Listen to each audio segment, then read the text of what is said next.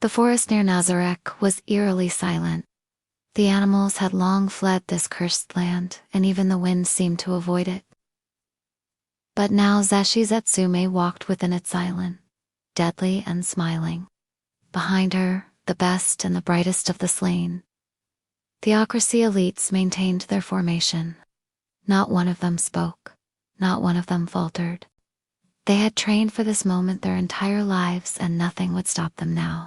But still, tension practically crackled between them. None of them really felt ready. How could they be ready to face whatever lay ahead? Zishi's very presence unnerved them. Half elf, half monster, she was something the theocracy both feared as much as they worshipped. But today, they needed her, and so they pressed forward, deeper into the forest. Meanwhile, deep within Nazarick, Aura noticed something in her domain. She sensed the movement of strangers, beings who shouldn't exist.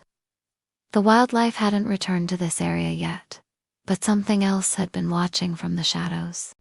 She sent a quick report to Ains, short and to the point, before turning back to the task at hand. Something fun was about to begin. Back with the theocracy's elites, she paused, tilting her head to the side like a curious cat before pouncing on its prey. She licked blood off her blade.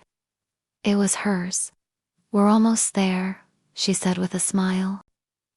"I want to look good when I die." Her team nodded, too focused on their mission to respond any other way. They burst through the last of the trees and gasped. Before them stretched an enormous wall of black and crimson rock. Vines and thorny bushes lined its base, and strange symbols were carved into its surface. It looked ancient, malevolent, and utterly inescapable. "The tomb of Nazarick," one of the soldiers breathed awe and terror in his voice.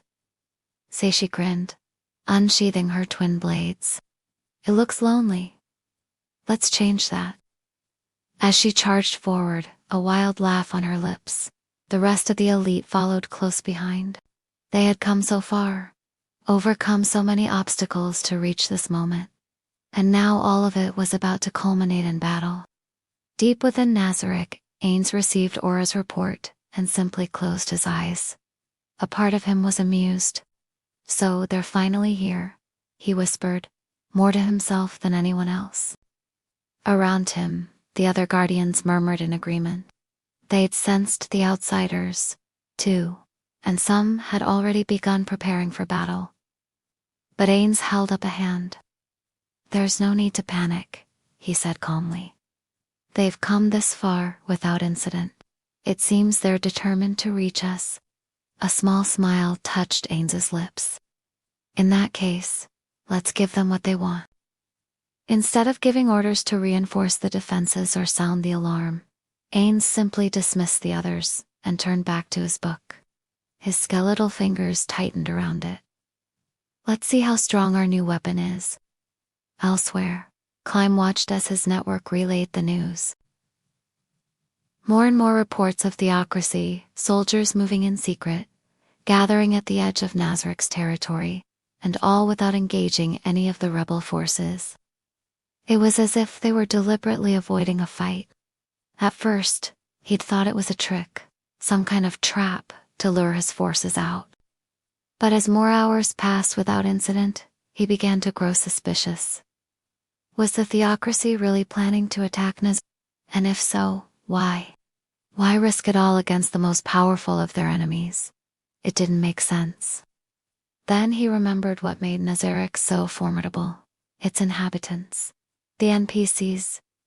What if they weren't interested in fighting his people? What if they had come for something else? The realization struck him like a physical blow, sending a chill down his spine. He gathered his closest advisors, the leaders of the various rebel factions. As he laid out his suspicions, the room grew colder. Nazarick wasn't just a formidable fortress. It was also home to countless non-player characters, each more powerful than the last. To think they'd come here willingly and face the consequences?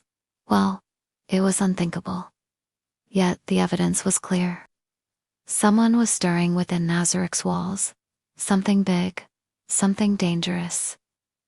Climb knew he had to act fast. He sent riders to every major city, summoning every able-bodied warrior to the capital. He rallied his own troops, preparing for a desperate stand. He couldn't allow Nazarick to fall without a fight, not when so much was at stake.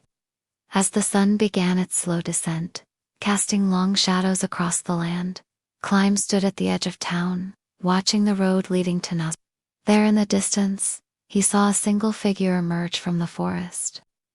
It was Zeshi, the executioner, and she was alone. Climb's heart sank.